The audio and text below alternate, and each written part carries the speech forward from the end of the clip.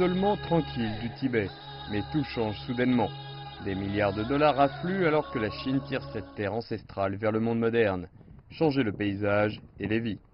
Le chemin de fer est arrivé dans notre village. Les habitants ont tous acheté des voitures.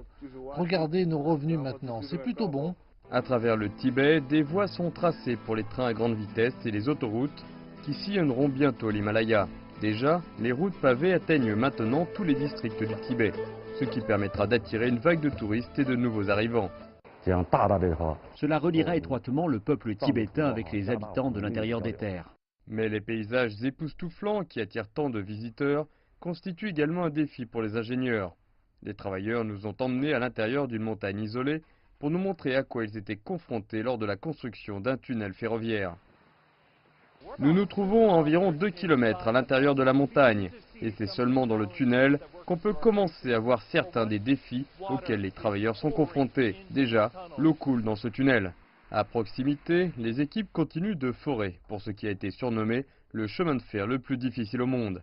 Les ouvriers travaillent 24 heures sur 24, mais ils ne progressent que de moins d'1 mètre par jour.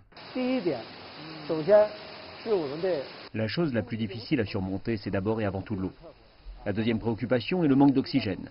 Si nous ne prenons pas les précautions qui s'imposent, nos travailleurs pourraient facilement arrêter de respirer tout en travaillant. Ce tunnel contribuera à créer le deuxième chemin de fer tibétain en 2026. Un projet de 36 milliards de dollars, couvrant 1700 km et reliant la capitale régionale Lhasa à la mégapole chinoise de Chengdu.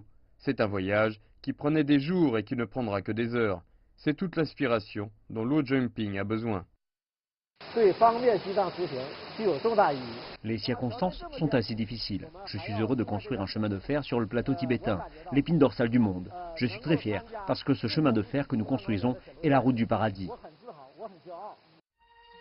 De nouvelles routes vers le ciel, rapprochant un peu plus le toit du monde de la Terre.